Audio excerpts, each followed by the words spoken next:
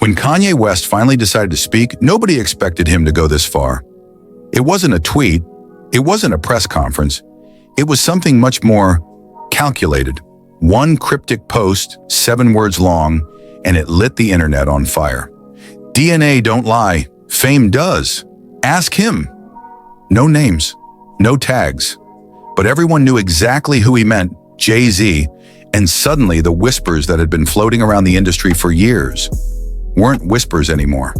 Within hours, fans were digging, bloggers were foaming at the mouth, and TikTok had already pieced together wild timelines linking Beyoncé, her twins, and a long-buried family secret. But here's the thing, Kanye wasn't just being messy. He was deliberate. He waited for the perfect moment, when no one saw it coming, and dropped a bomb that no one could unsee. And the part that really shook people? It wasn't the message. It was what he didn't say. Because for the first time in years, Kanye West wasn't screaming, he wasn't ranting, he was calm. And that made it even scarier. What did he know? What was he trying to expose? And why now? One thing was clear. This wasn't just a celebrity feud anymore. Something had been buried, and Kanye just handed us the first shovel. But it gets even crazier. Long before Kanye dropped that cryptic post, he was already planting seeds in private. At parties, in studios, during late-night phone calls, he'd make offhand comments that felt strange at first. He'd say things like, "Legacy only means something if it's real," or "Some people build empires on secrets." But it wasn't until he started talking about the twins that things got weird. To his inner circle, Kanye would say, "Do the math, look at the dates, look at the pictures. It's all there." People brushed it off because, well, it's Kanye.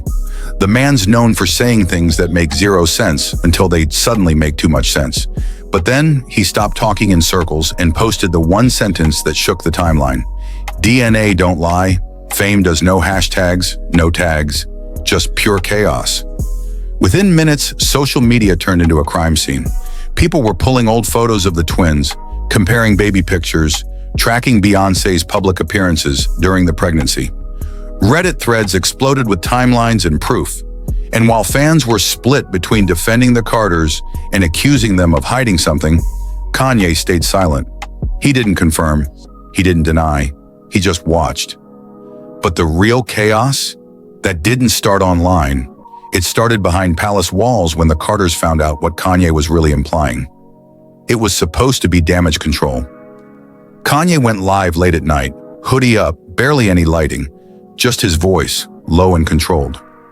For a moment it seemed like he was there to apologize, maybe walk things back.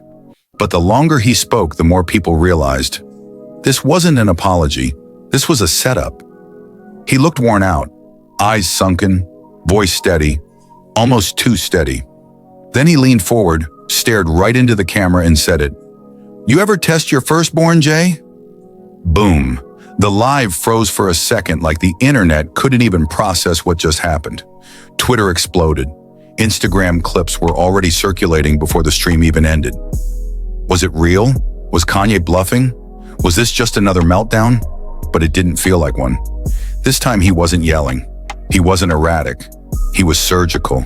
Fans went deep, digging into old interviews, grainy footage, moments where Jay-Z looked off when talking about his family. Suddenly, that awkward 2017 clip where he dodged a question about fatherhood, viral again. That weird side glance Beyoncé gave during a red carpet interview, reanalyzed frame by frame. And the wildest part? A deleted tweet from a former Roc Nation employee surfaced. Just 3 words. He finally said it. Was this what Kanye had been holding back all along?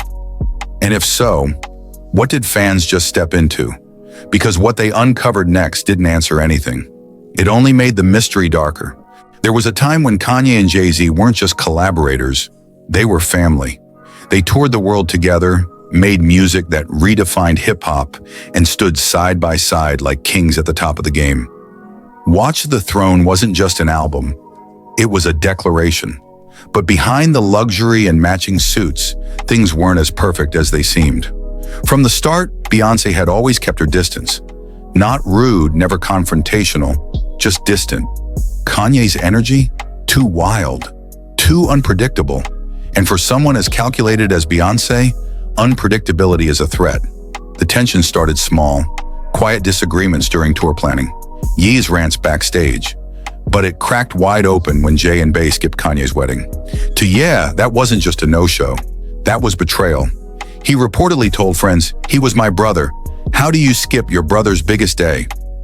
Jay never gave a real explanation. The press release was cold. Personal matters, they said. But yeah, he never forgot.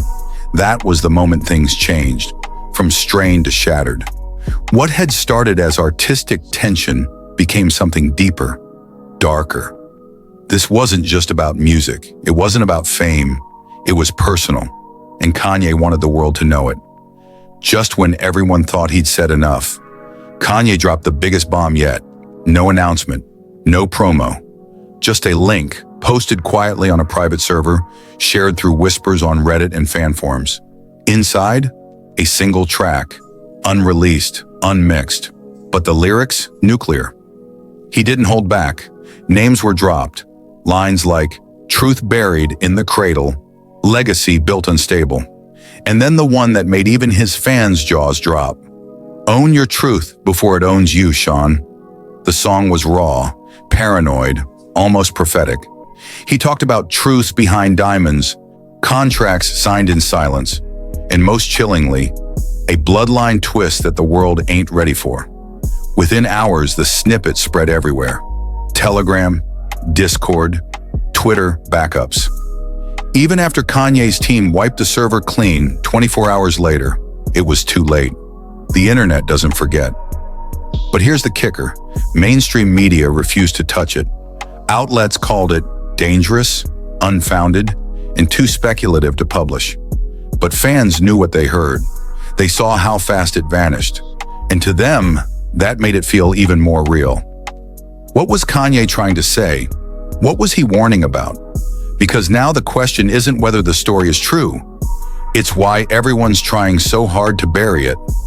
Since Kanye's last move, the silence from Jay-Z and Beyoncé has been louder than any statement. No press release, no social media posts, not a single word.